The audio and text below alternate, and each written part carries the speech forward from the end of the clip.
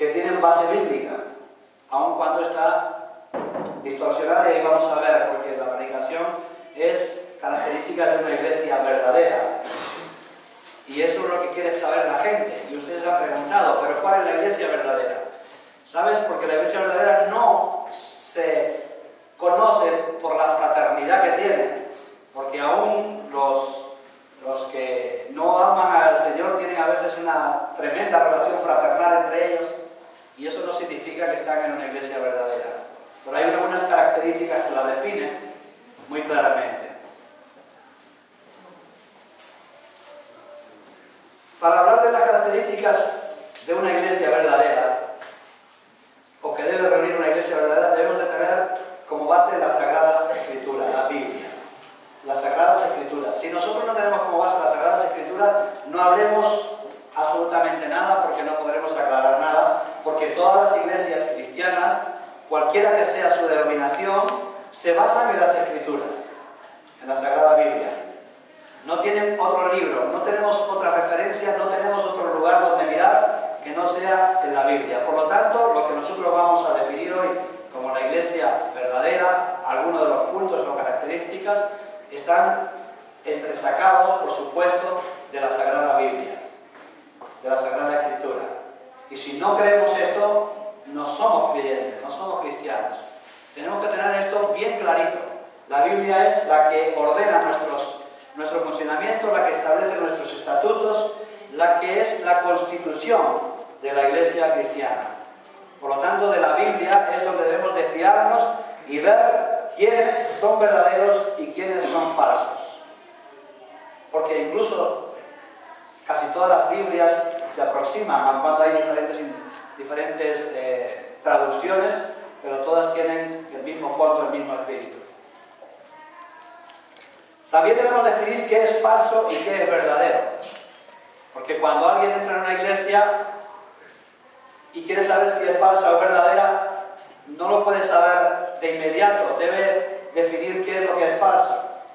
Lo falso es aquello que, conociendo lo verdadero, se tergiversa, se tuerce con propósitos personales y de provecho personal, o con el propósito de manipular las masas, a las personas o a la gente. Pero conociendo la verdad, la falsea. Eso es falsedad. Porque una iglesia que comete errores doctrinales, pero no tiene propósito de engañar, lo que está es en un error doctrinal, pero no es falsa. Porque todos nosotros estamos en un proceso de crecimiento y también en el conocimiento y en la sabiduría del Señor. Y vamos rectificando posiblemente algunos errores que cometemos desde el principio de la infancia, pero donde está la falsedad es en el corazón y en el propósito por el cual se tergiversan las Escrituras. No si hay un error doctrinal por desconocimiento, sino si hay una intención maliciosa. Eso es falso, ¿vale? Los católicos conocen plenamente la Escritura y podemos decir que ellos, insistiendo en tergiversar algunos versículos de las Escrituras, es una iglesia falsa. Ellos dicen que somos nosotros, pero eso nos sentaríamos y lo miramos por la Escritura. Si ellos dicen que tienen la misma Biblia que nosotros, lo miramos por la Escritura y vamos a ver si lo que decimos aquí es verdad o mentira. Entonces, cualquiera que distorsiona, saca de la Escritura sabiendo que dice lo contrario, se convierte en una iglesia falsa. Usted tiene que saber cuando va a una iglesia si es falsa o es verdadera, en base a lo que predican, en base a la doctrina que desarrollan. Y vamos a ver características doctrinales de una iglesia verdadera. De una iglesia verdadera.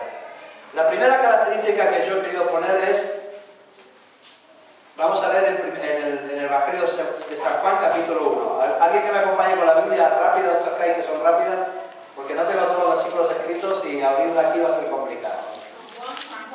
Juan capítulo 1, y lo voy a leer hasta el versículo 18. Yo quiero que lo lea con atención, porque aquí se nos narra algo de la primera característica de una iglesia verdadera, y es el reconocimiento de la deidad de Jesús, de que Jesús es Dios y preexistente, porque una de las doctrinas que hay por ahí es que Dios es una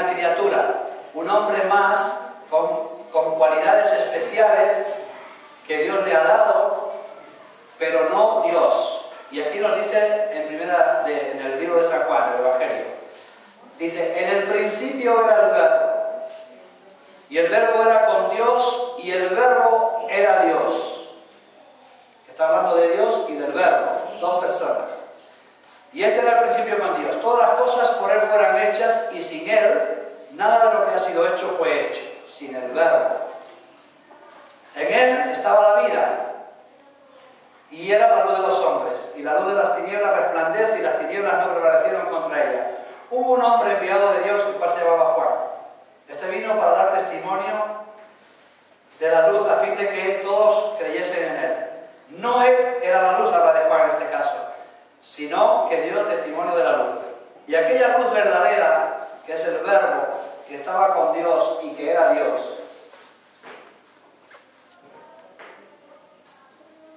alumbra a todo hombre, venía a este mundo. Es decir,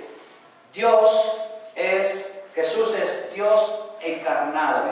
Este es el primer principio que usted debe de conocer de una iglesia verdadera, porque está escrito aquí, no porque lo digo yo, porque está escrito. Y el mundo estaba, y el mundo fue, y por él el mundo fue hecho, por él, por el verbo, por el mismo que se encarnó.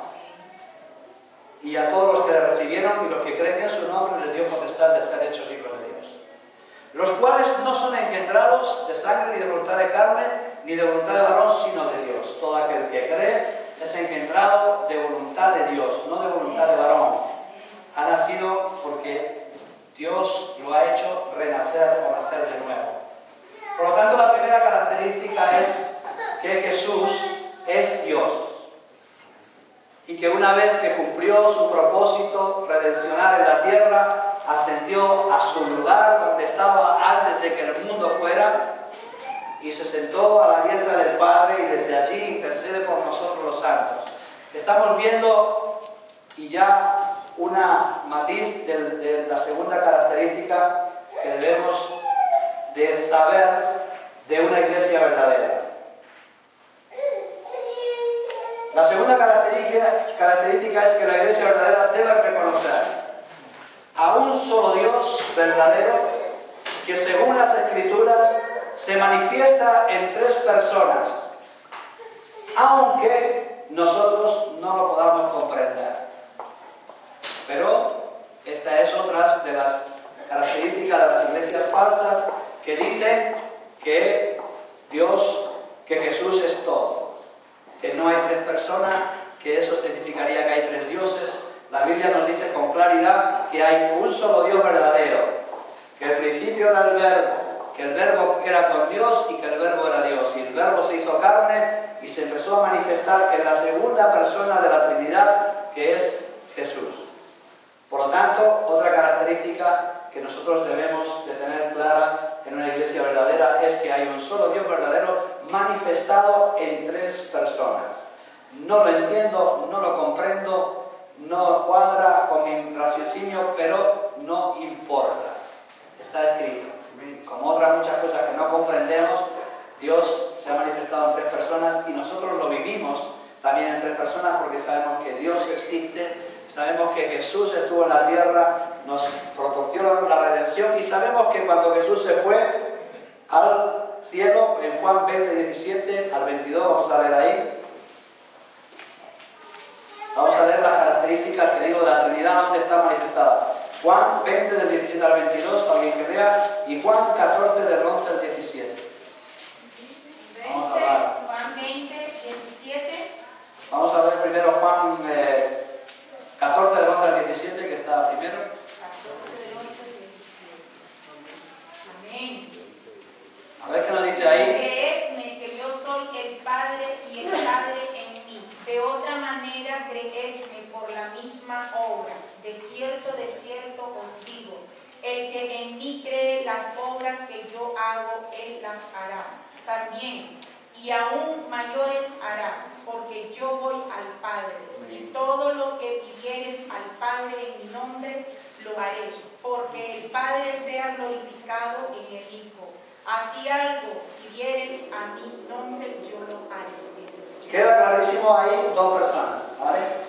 Ya queda claro en el verbo. Ahí queda clarísimo que hay una expresión de Jesús de una separación entre él y el Padre. Él dice mi Padre está en mí y yo en mi Padre. Pero está hablando de los dos, no de que Él es Dios. Él está diciendo que yo soy el Hijo. Entonces tenemos ahí una segunda persona. Y en el 20:17 también nos va a hablar de esto, para que usted tenga claro. La iglesia verdadera estamos hablando. Amén. Jesús le dijo: no me toques porque aún no he subido a mi Padre, mas ve a mis hermanos y diles: subo a mi Padre y a vuestro Padre, a mi Dios y a vuestro Dios. Jesús dice: subo a mi Padre y a vuestro Padre. Aquellos que son trinitarios que dicen que todos en Jesús están absolutamente fuera de contexto. Usan la misma Biblia. Si estuvieran en un error doctrinal, ya tienen tiempo de haber reaccionado. Ellos siguen tergiversando la Escritura, no sé con qué propósito, pero lo que sí está claro es que los unitarios son una iglesia falsa. ¿Por qué? Porque tergiversan y hacen mentiroso al mismo Jesús. Porque Jesús dice que yo voy al Padre, a mi Padre y a vuestro Padre, le dice a los discípulos. Por lo tanto, está haciendo una separación entre Él y el Padre. No podemos explicar cómo un Dios se manifiesta en tres personas, pero sí sabemos que la Biblia dice que tenemos un Dios en tres personas, manifestado en tres personas. Por lo tanto, la segunda característica, Dios es trinitario, no unitario. Iglesia que dice lo contrario, según la Escritura, es iglesia falsa. Si le van a explicar algunos versículos, puede ser que haya algunos versículos donde los discípulos hablando, ellos dicen: bautizados en el nombre de Jesús. Pero bautizándonos en el nombre de Jesús, nos bautizamos en Dios y en la Trinidad. Por lo tanto, no hay ningún problema en que esa frase esté así cortada. Punto 3, Mateo 16, del 16 al 20. Mateo 16.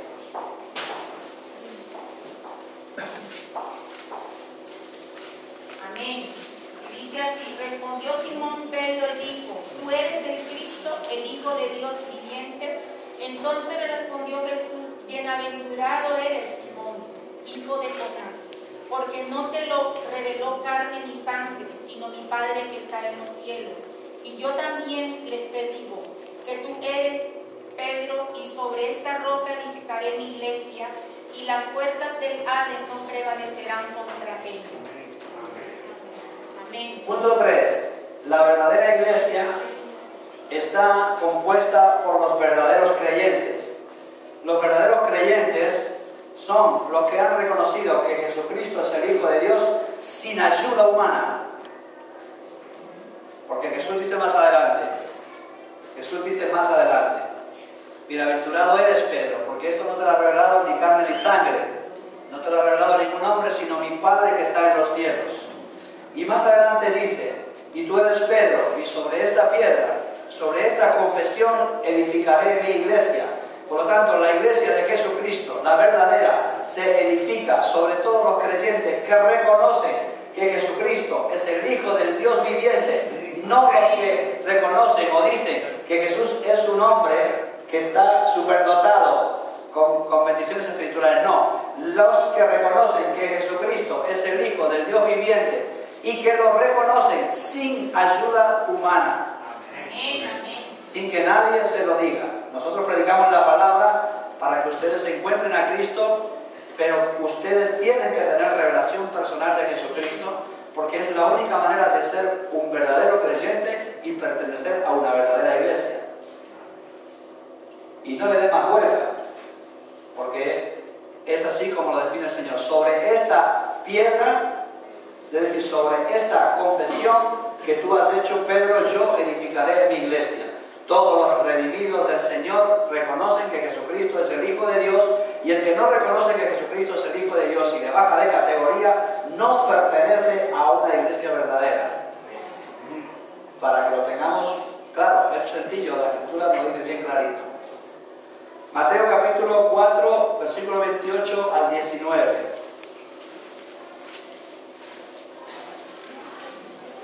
No, Mateo capítulo 4, no, Mateo 28, 19. Mateo 28, 19.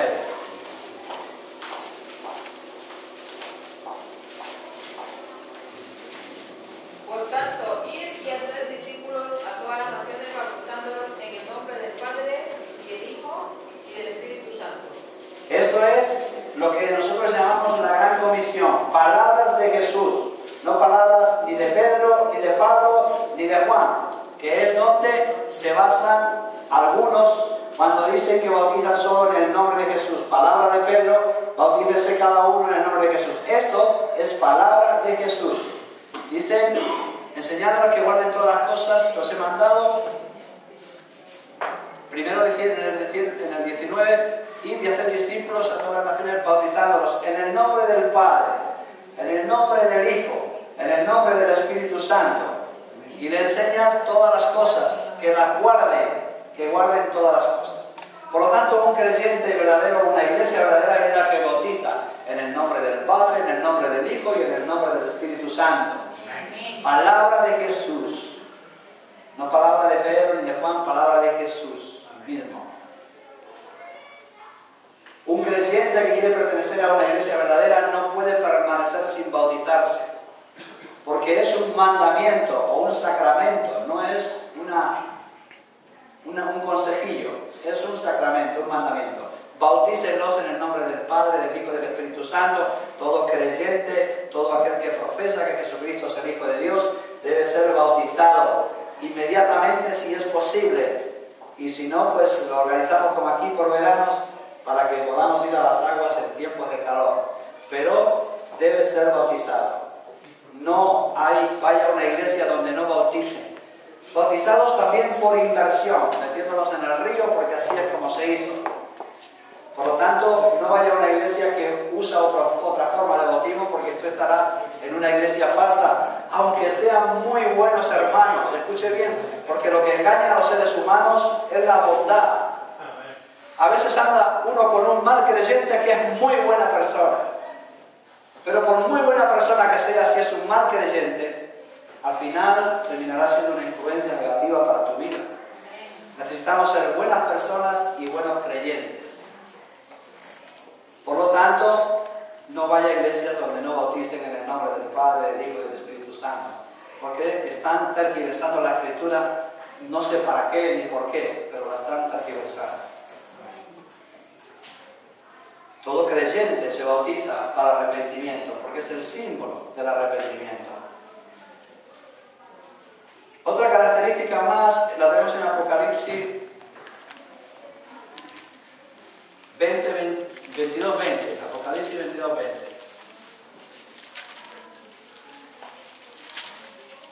Amén.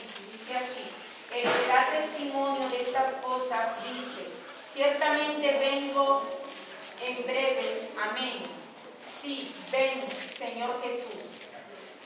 Jesús dice, ciertamente vengo en breve. Está hablando al apóstol Juan y le dice ciertamente en la revelación del Apocalipsis, ciertamente vengo pronto. La expresión de Juan es sí, ven pronto. Una verdadera iglesia siempre está esperando la venida del Señor de forma inmediata. Amén. Amén. No da tiempo, no da plazos, de forma inmediata. Sí, Señor, ven pronto. Y eso tiene que tenerlo una característica, no la que juegan con los tiempos, las que juegan con las fechas, las que juegan con informaciones impropias, con revelaciones espirituales, con visitas al cielo. El creyente y la verdadera iglesia tiene siempre esta frase en su vocabulario: sí, Señor, ven pronto. Porque tiene que ser un deseo del creyente. Y el creyente tiene que tener un deseo de santificarse, porque cuando el Señor venga ya no habrá más tiempo para santificarse, no habrá más tiempo para enmendar los errores, no habrá más tiempo para hacer nada. Por lo tanto, el creyente ha de vivir activo, en presente, viviendo el presente de una forma fortalecida en la palabra de Dios y en el Señor. Por lo tanto, repasemos un poquito. Conceptos doctrinales, hay otros. Primero, Jesucristo es Dios, preexistente a la humanidad, preexistente a la creación. Antes de que todo existiera, el Cristo estaba en Dios, haciendo, junto con el Espíritu Santo, formando toda la creación espiritual que no conocemos. Segundo, Dios es trino. Está tan clarito en la Escritura y en la Biblia que no podemos decir, no lo vamos a poder comprender y a lo mejor no lo podemos explicar, pero Dios es trino. es un Dios, un solo Dios, manifestado en tres personas.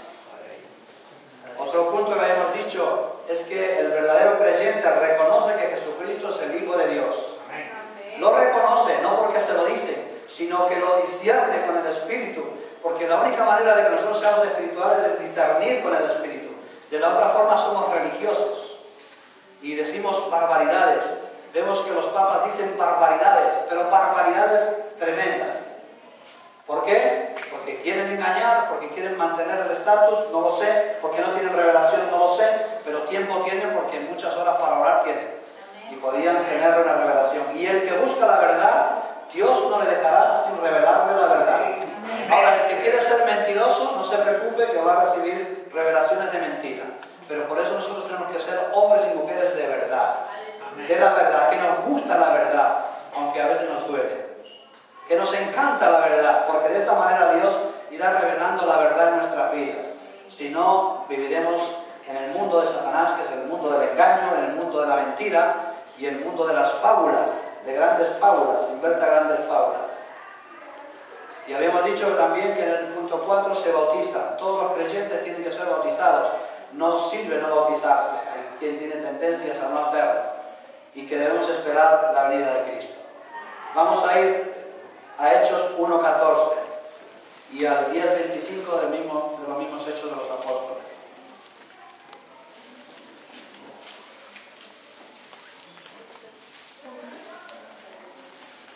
Hechos 1:14. Amén.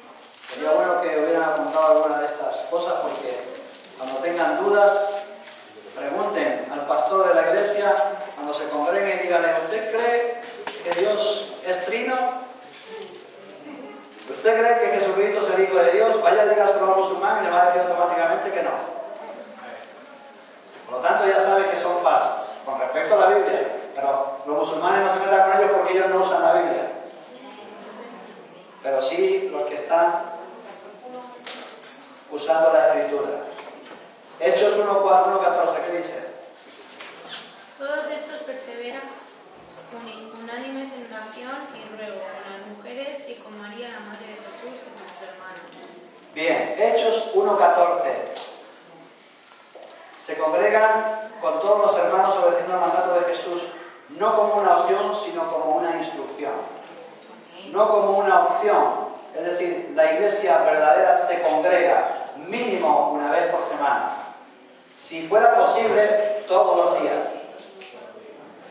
Y la iglesia debería estar abierta todos los días, a todas las horas. Eso lo hace bien la iglesia católica. Para que cuando quiera uno ir a orar y pase por allí, entre al templo y ore. Eso lo hace bien. La iglesia tiene que estar siempre dispuesta. La iglesia es el conjunto de los creyentes, pero digamos el lugar donde la iglesia se reúne, porque a veces no hay lugar de oración. Pero bueno, nosotros pensamos que la iglesia debería funcionar diariamente. Y creemos que así es, porque lo dice en Hechos de los Apóstoles. Todos los días en las casas, en el templo, por las casas, y partían el pan. La iglesia verdadera no tiene problema de estos, dice: ¿para qué ir tanto a la iglesia? La iglesia verdadera está deseando congregarse. La iglesia verdadera necesita congregarse. Y va a ver usted la falsedad. La iglesia verdadera ora unánimes juntos, los apóstoles, ¿quién más? Las mujeres. Las mujeres y María. Es decir, las iglesias que separan hombres de mujeres no son iglesias verdaderas. ¿Sí? Por ahí no. Oraban los apóstoles con las mujeres, unánimes, unidos y juntos. Hombres y mujeres en oración. Las iglesias que excluyen a las mujeres están fuera del contexto bíblico. Si lo hacen por error, Dios les revelará que es un error. Si lo hacen sabiendo que es un error, son manipuladores, iglesias falsas. Por la Biblia es tan clarita, ¿no? Hechos 2:42.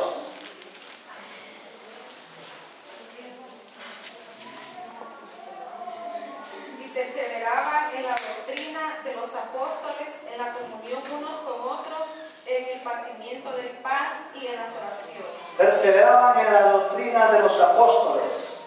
¿De cuáles apóstoles? De los apóstoles de Jesucristo, no de los de ahora.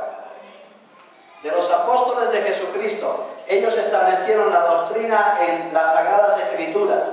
Los apóstoles que escribieron las Sagradas Escrituras, no los de ahora, que algunos de ellos se inventan cosas y hacen perseverar a la gente en la doctrina de los apóstoles de la iglesia de tal. No, perseveraban en la doctrina de los apóstoles. Y la doctrina de los apóstoles usted la puede buscar, y si no me la pide a mí, yo se la daré. La fundamental, que muchos años de discusión, unos 300 años, 200 o por lo menos 100 y pico de años después de la muerte de Jesús, estuvieron debatiendo y luchando y tratando de consensuar la doctrina apostólica de manera que ya no fuera más tergiversada. Nosotros la tenemos en la Escritura, la tenemos también en estudios bíblicos y la tenemos para enseñársela a todos ustedes, para que ustedes y nosotros perseveremos en la doctrina de los apóstoles y no en ninguna otra doctrina. Perseverar en ella. Una característica de la iglesia verdadera es esto, que se aferra a lo que enseñaron los antiguos y no meten opiniones nuevas, hojas nuevas en la Biblia y arrancan otras. Así que debemos de tener esto. Hechos 2:42 también nos da una característica de la iglesia verdadera. ¿Alguien lo tiene? Se lo leyeron todos juntos. Comparten el pan y el vino, es decir, comparten la Santa Cena. También a lo menos una vez al mes, aunque ahí lo hacían por semana. Cada semana, cada domingo. En realidad, cuando ellos hacían la asamblea general, las iglesias en la antigüedad funcionaban de la siguiente manera. Estaban entre semana en las casas, compartían ahí el pan y una vez a la semana se juntaban y se congregaban y ahí también tenían lo que ellos llamaban el culto de celebración, es decir, era un día especial, procuraban siempre juntarse. Por lo tanto, en eso compartían la Santa Cena. La iglesia que no participa del pan y del vino es una iglesia falsa, porque eso es lo que hacían los primeros discípulos. Y Hechos 1:14, también lo habíamos leído primero antes. Perseveraban unidos en oración con ruegos, perseveraban unidos en oración. Es decir, la iglesia tiene que estar, primero, perseverar. La iglesia que persevera es de Dios, la que no persevera es falsa. En oración, la iglesia que ora es bíblica, es la verdadera. La que no ora no es bíblica. En oración y ruegos, junto con las mujeres. Y hay iglesias que separan mujeres, que discriminan mujeres. Es cierto que en algunos casos el liderazgo no está establecido en la Escritura, y esto lo haremos, pero tan verdaderos somos en esto como el día en que digamos que el liderazgo, exceptuando, haciendo excepción como que confirman la regla, las mujeres no lideraron ninguna congregación. Casi podríamos decir que según la Biblia, las iglesias que son lideradas por mujeres, si no es ocasional o circunstancial, están fuera del contexto bíblico.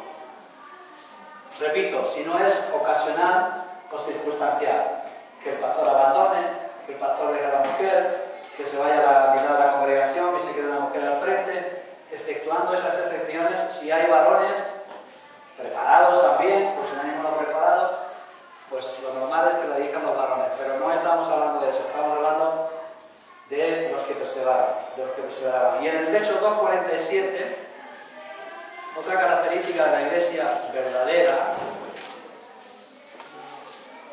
dice, alabando a Dios y teniendo favor con todo el pueblo. Es decir, la iglesia verdadera siempre tiene culto de alabanza, siempre alaban al Señor. No puede faltar. Cuando las iglesias empiezan a caer porque la alabanza no es gloriosa, yo ya dije una vez aquí, y vuelvo a repetir, una iglesia se conoce su situación por su alabanza. Se conoce su estado por su alabanza. ¿Sí? Cuando vemos una iglesia sana, tiene ganas de alabar. Una iglesia que hay santidad tiene ganas de alabar, tiene ganas de adorar al Señor. Una iglesia en comunión con Dios tiene ganas de cantar al Señor, tiene ganas de que salga precioso, tiene ganas de bendecir al Señor.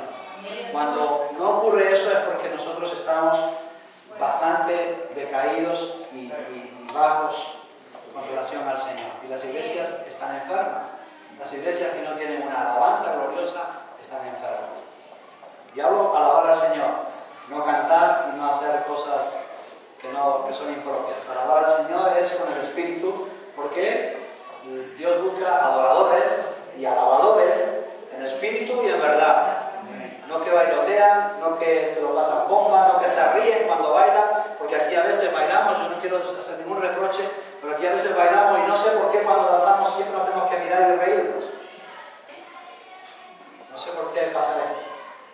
Los chicos cuando digo, venga, no sé por qué. O sea, para mí la alabanza es, pongo mis ojos al cielo y canto, alabo, salto, bailo y danzo, pero siempre, siempre mirando al Rey de Reyes, al Señor de Señores. No mirándonos entre nosotros y haciéndonos gracias los unos a los otros.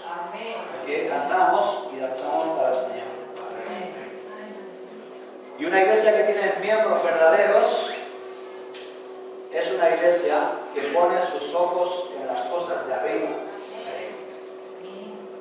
no en las cosas de la tierra. La iglesia pierde su calidad con respecto al Señor cuando empieza a mirar en el premio de la tierra y no en el premio de los cielos. Jesús les dijo a sus apóstoles cuando iban contentos porque tenían autoridad sobre los demonios, no os gocéis por eso. No pongáis vuestros ojos en el poder de la liberación de espíritus, sino ponedlo más bien, gozaros en que vuestro nombre está escrito en el libro de la vida. Y el apóstol San Pablo le dice a sus discípulos, poned los ojos en las cosas de arriba. Porque cuando ponemos en los ojos en las cosas de abajo, siempre somos defraudados. Siempre somos defraudados. Y acabamos renegando contra Dios y diciendo cosas que no corresponden. Pero si nosotros sabemos que nuestro premio está en el cielo, nosotros tenemos vencedores en nuestras dificultades aquí en la tierra. Amén. No sé si sacaremos algunos puntos más. Seguramente sí, en cuanto a nuestras relaciones fraternales. Hay iglesias falsas, iglesias verdaderas en cuanto a sus relaciones fraternales. Hay personas que han discrepado de que aquí comiéramos cada domingo. La iglesia antigua comía cada día junta, como una gran familia, como los redimidos, contentos y alegres por estar con el Señor. Así que si comiéramos cada día, no pecaríamos, al contrario, estaríamos aproximándonos más a la iglesia verdadera. Amén. Así que vamos a ir apuntando todas estas cosas. Hasta aquí hoy. Yo creo que ha pasado por ahí los 40 minutos más o menos. Vamos a orar.